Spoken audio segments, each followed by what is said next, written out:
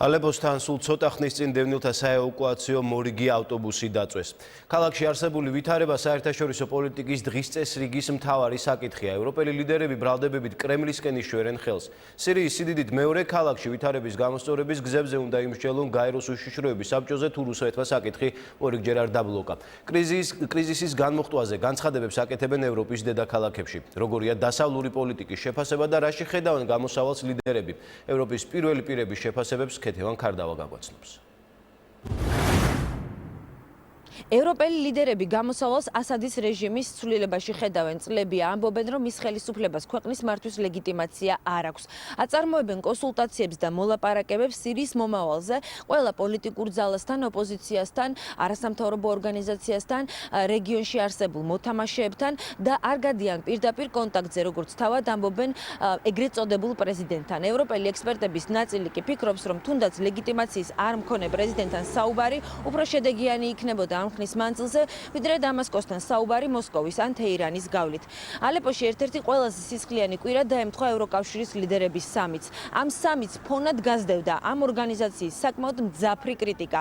ევროპელები აქტიურობდნენ სოციალური ქსელებითაც და ამბობდნენ, რომ ეს ორგანიზაცია არის უძლური.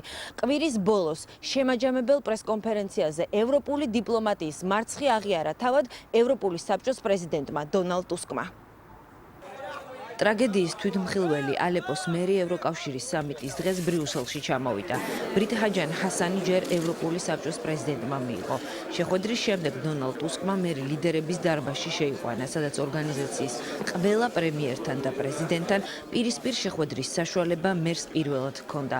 ბრიტ ჰაჯან ჰასანიმ პრესასთან დონალდ ტუსკის თანდასწრებით გააკრიტიკა არა მარტო ევროპელი პოლიტიკოსები, არამედ ყველა, ვისაც შეუძლია და ვერ არ იყენებს სათანადოდ გავლენას სირიელი ხალხის გადასარჩენად.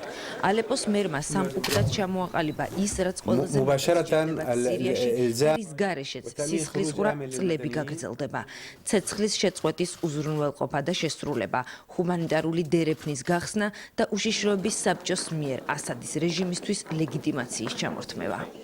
პირველად არ ვამბობ, რომ სიტყვებზე მეტად მოქმედება გვჭირდება. ვინაიდან როდესაც ჩვენ ახლა ვსაუბრობთ, ალეპოში ბავშვები ყვირიან და მსოფლიოს შველას თხოვენ.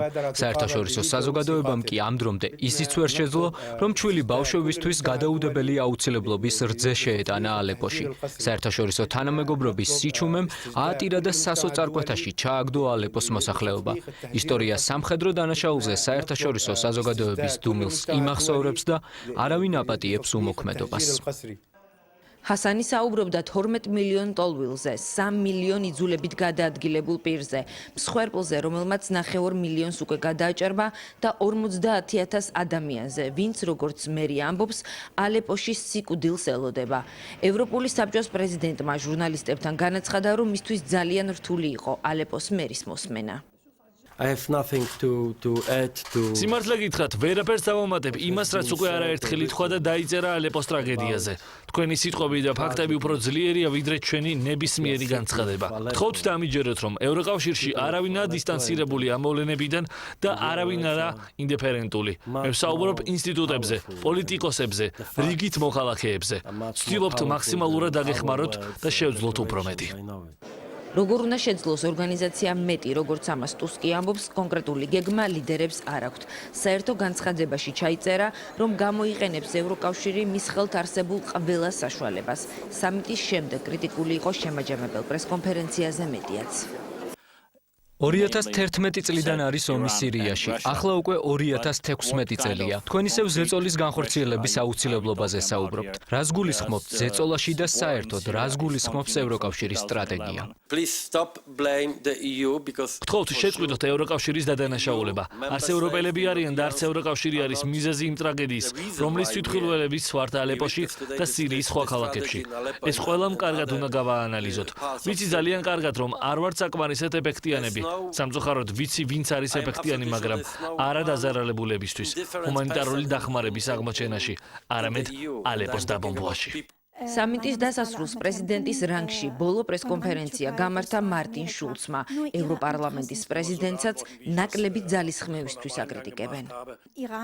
ირანს, შეერთებულ შტატებს, რუსეთს, ყველა სირიაში საკუთარი ინტერესი აქვს. რას გვეტყვით ევროკავშირზე, რას აკეთებს ორგანიზაცია ათასობით ბავშვის და ქალის გადასარჩენად? უსაფრთხო დერეფანი აუცილებელია, რათა ადამიანებმა საომარი მოქმედებების დატოვება შეძლონ და ვინც დარჩება, ადგილზე ჰქონდეთ წამალი, საკვები. ჩვენი ამოცანაა შევიტანოთ წვლილი დერეფნის უზრუნველყოფაში. ღიად შეგვიძლია ვთქვათ, რომ ევროკავშირს არ შეუძლია გააკეთოს მეტი. წევრ ქვეყნებს, რომლებიც უშიშროების საბჭოს წევრებიც არიან, შეუძლიათ კონფლიქტის მოსაგვარებლად დიპლომატიური გზები გამოიყენონ. არ ვფიქრობ, რომ ევროკავშირმა სამხედრო ფუნქცია უნდა შეასრულოს. ძალისმიერი მეთოდებით კონფლიქტი ვერ მოგვარდება. ეს განცხადება ყველა ლიდერმა გააკეთა. მათ აღნიშნეს, რომ ვერც სირიის გამო შექმნილი მიგრანტთა კრიზისი მოაგვარეს და ვერც საომარი მოქმედებების დასასრულებლად გადადგეს საკმარისი ნაბიჯები.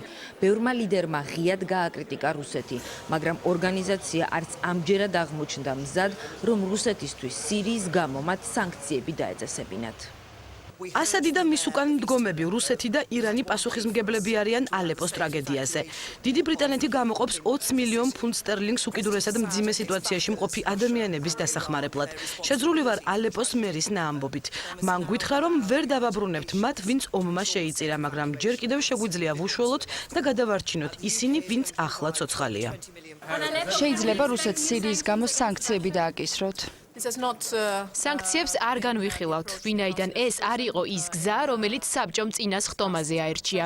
ვეძებთ გზებს და ვცდილობთ გამოვიყენოთ ჩვენი გავლენა, განსაკუთრებით ირანზე, ვეხმარებით გაეროს. მშვიდობიანი მოსახლეობის დახმარებაა პრიორიტეტი. ევროკავშირის ლიდერებმა წლის ბოლო სამიტის საერთო განცხადებით დაასრულეს და სირიელ ხალხს დაპირდნენ, რომ ხელისუფლების ცვლილების შემდეგ გარდამავალ ეტაპზე სირიის რეკონსტრუქციისთვის ფინანსური დახმარებისთვის მზად არიან. ევროკავშირის ლიდერებმა განაცხადეს, რომ არ გამართავენ საგანგებო სამიტს სირიის თემაზე, იქნებიან აქტიურ კონტაქტზე ერთმანეთთან, დედაქალაქებს შორის გაიცვლება ინფორმაცია, პარლამენტი მუშაობას 2017 წელს დაიწყებს და მომავალი სამიტიც გაზაფხულზე იგეგმება. ეს კეთი ქარდავა იყო და რეზოლუციას, რომლითაც ალეპოში კონფლიქტის ზონაში საერთაშორისო დამკვირვებლები უნდა გაიგზავნონ, ეს საკითხი გადის გაეროს უშიშროების საბჭოს ხტომაზე, შესაძლოა რუსეთმა ვეტო დაადოს. ასეთ ინფორმაციას ავრცელებს ამ წუთებში Associated Press.